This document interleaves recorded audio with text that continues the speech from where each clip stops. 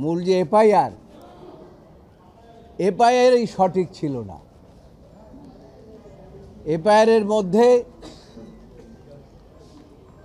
এমন কিছু ত্রুটি ছিল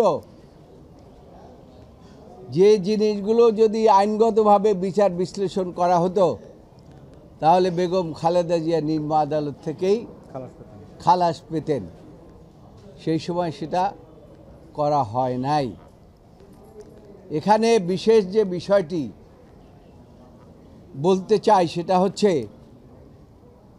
আপনারা জানেন 1918 সনে বেগম খালেদা জিয়া 2018 সনে আমাদের নেত্রী দেশ ও নেত্রী বেগম খালেদা জিয়া হেঁটে হেঁটে জেলখানায় গিয়েছিলেন আলিয়া মাদ্রাসার থেকে। এটাকে কোর্ট বলা যাবে না, আলিয়া মাদ্রাসা। আর সেখান থেকে স্ট্রেচারে করে তাকে নেওয়া হয়েছিল পিজি হসপিটালে জেলখানা থেকে। আল্লাহর এমন রহমত যে ফ্যাসিস্ট সরকার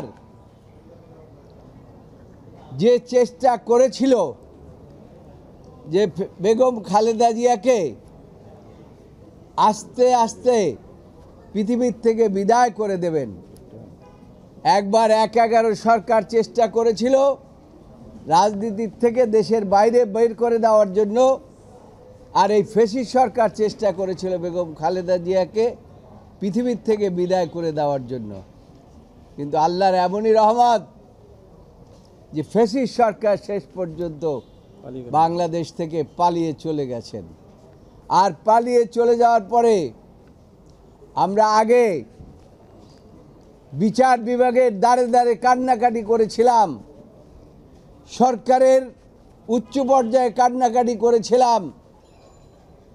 দেশনেত্রী বেগম খালেদা জিয়া বাংলাদেশের গণমানুষের নেত্রী, তাকে বাঁচতে দেন, তার চিকিৎসার ব্যবস্থা করতে দেন, তাকে বিদেশে যেতে দেন। কিন্তু তৎকালীন সরকার, ফ্যাসিস্ট সরকাররা সেটা দেয়নি। কিন্তু আল্লাহর এমনই রহমত বেগম খালেদা জিয়া শেষ পর্যন্ত তিনি চিকিৎসার জন্য গিয়েছেন। তার জন্য কুয়েতের আমির আর কাতারের আমির রাজকীয় বিমান পাঠিয়েছেন এবং এয়ার অ্যাম্বুলেন্স পাঠিয়েছেন, এবং সেই এয়ার অ্যাম্বুলেন্সে তিনি চিকিৎসার জন্য গিয়েছেন। আজকে যে মামলাটি হয়েছে, এই মামলার মধ্যে শেষ পর্যন্ত যে কনক্লুশন যেটা এসেছে, এই মামলার মধ্যে তাকে সাজা দেওয়ার জন্য কোনো ইনগ্রেডিয়েন্ট ছিল না। আজকে যে অ্যাপিলটি শুনানি হয়েছে, সেই অ্যাপিলেন্টের পক্ষে যিনি অ্যাডভোকেট ছিলেন এবং তিনি নিজে বলেছেন এবং আমাদের রেফারেন্স দিয়ে বলেছেন যে আমরা বিগত 3 দিন বেগম খালেদা জিয়ার পক্ষে যে আর্গুমেন্টগুলো করেছি, সবগুলো আর্গুমেন্ট লিগ্যাল আর্গুমেন্ট, এবং তিনি সেগুলো অ্যাডপ্ট করেছেন। তাই আমরা আশা করি, এবং আগামীকালকে যেহেতু এই মামলার রায়ের দিন ধার্য হয়েছে, আমরা আশা করি আগামীকালকে আমাদের দেশনেত্রী, বাংলাদেশের গণমানুষের নেত্রী, 3 বারের প্রধানমন্ত্রী, এবং আশা করি আগামীতে ভবিষ্যতেও আল্লাহর রহমতে আল্লাহ তাকে যদি বাঁচিয়ে রাখবেন ইনশাআল্লাহ, এবং তিনি এই দেশের ক্ষমতায় আবার ফিরে আসবেন আল্লাহর রহমতে, এটা আমরা আশা করি।